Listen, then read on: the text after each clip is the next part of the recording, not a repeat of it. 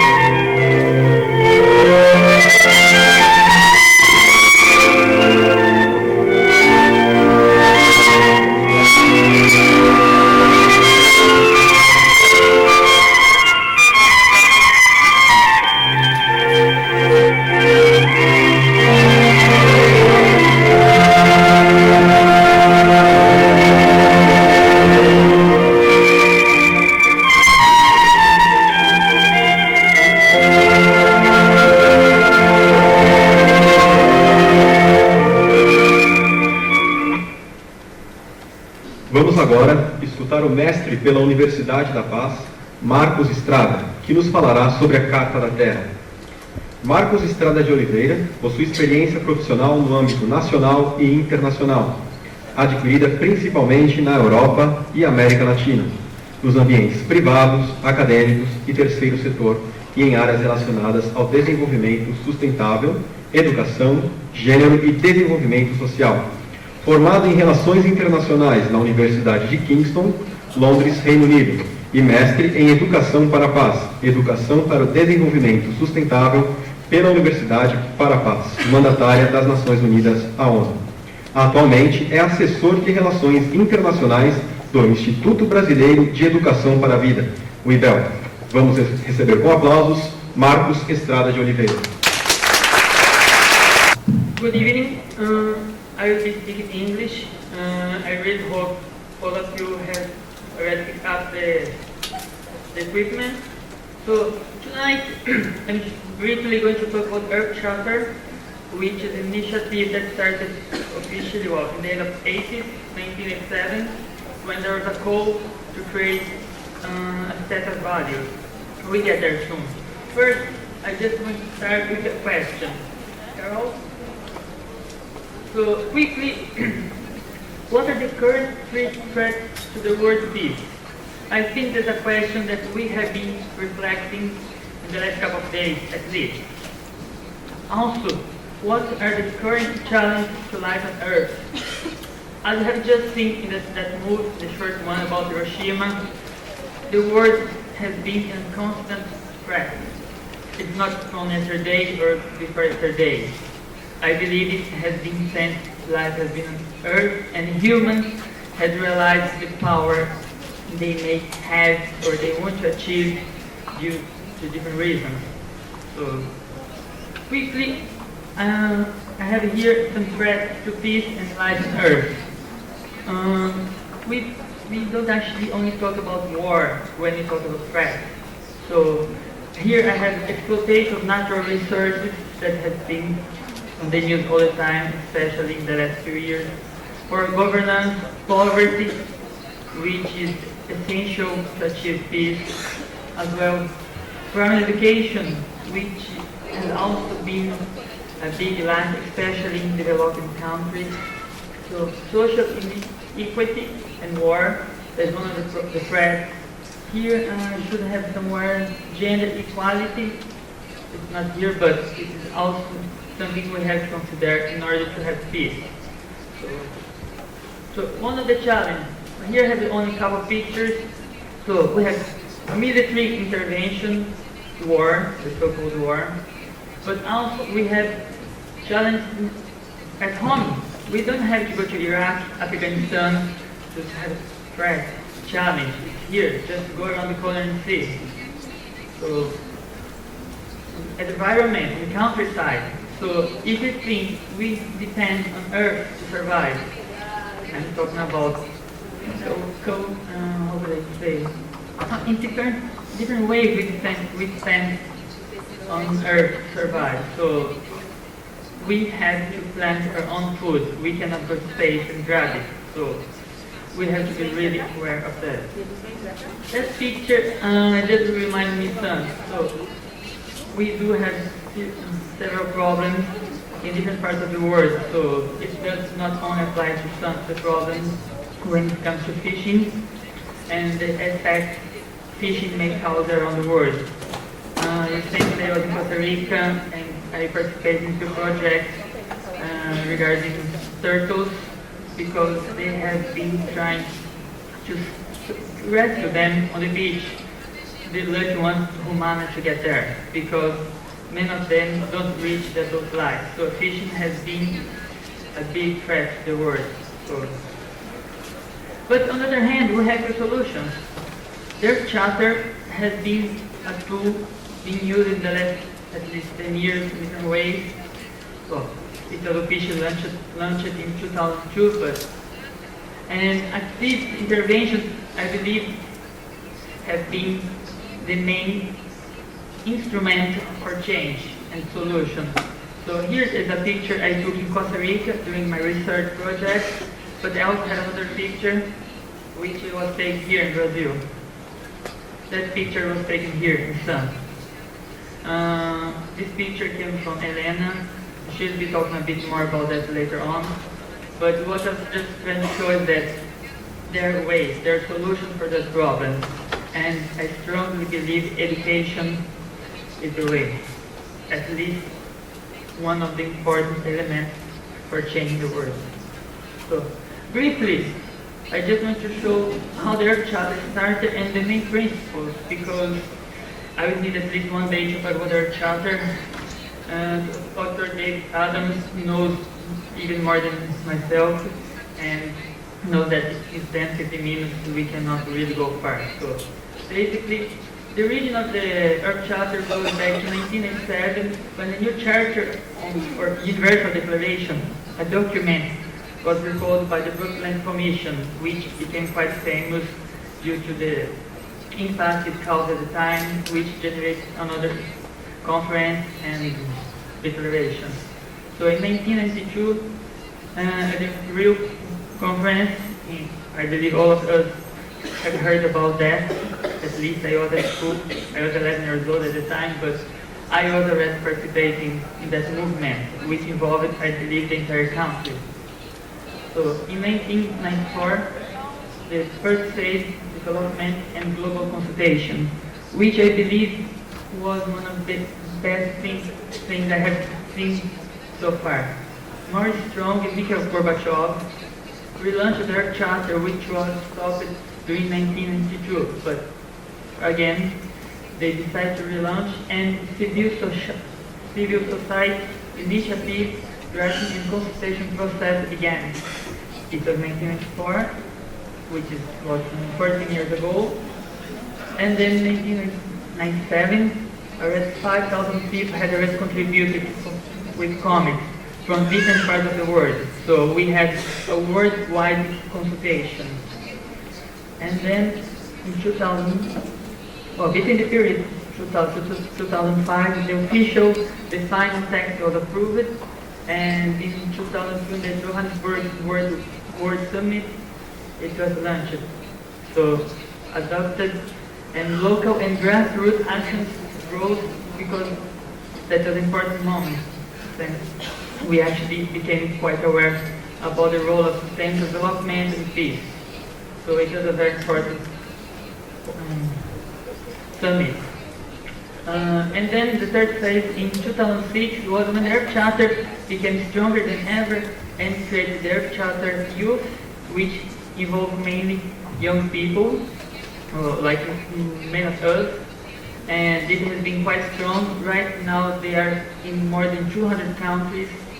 They have been in different areas, mainly civil society, but as well state, local governments, federal government, and even private companies had already signed for the Earth Charter.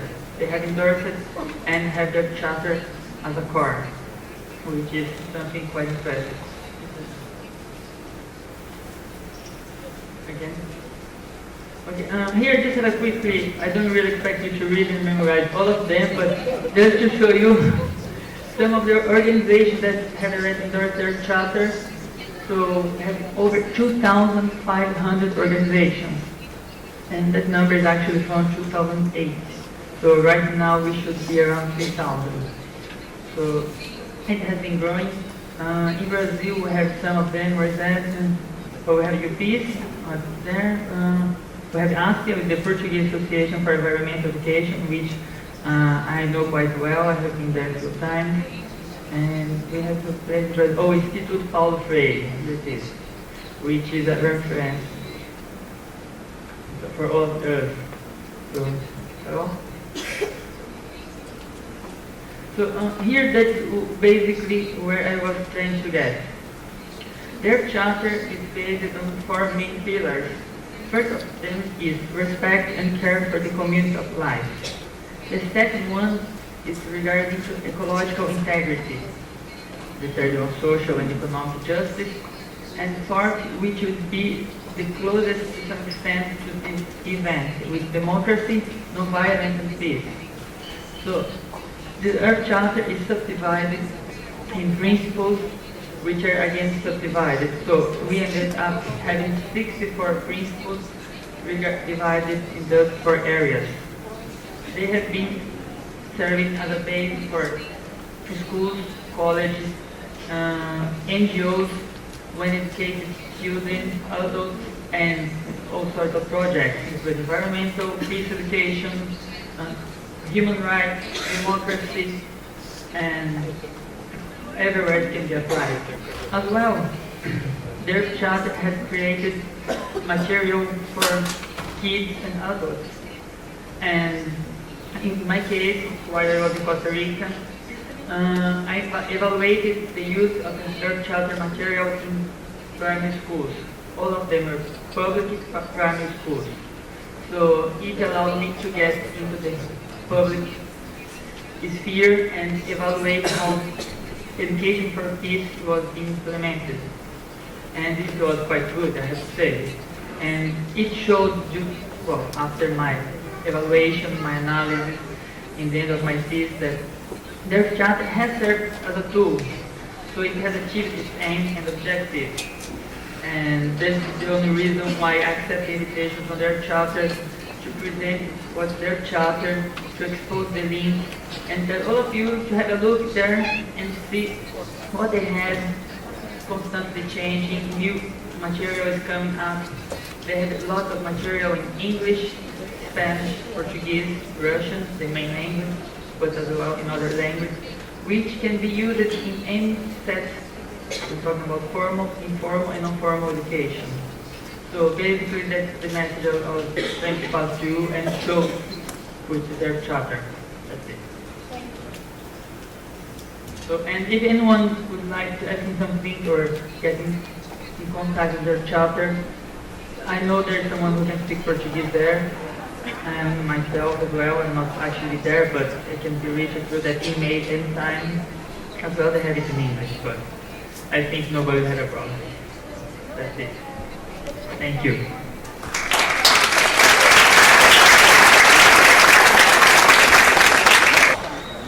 Vamos agora dar sequência às nossas apresentações e vamos ser abrilhantados pela atuação do grupo Eita Encantaria.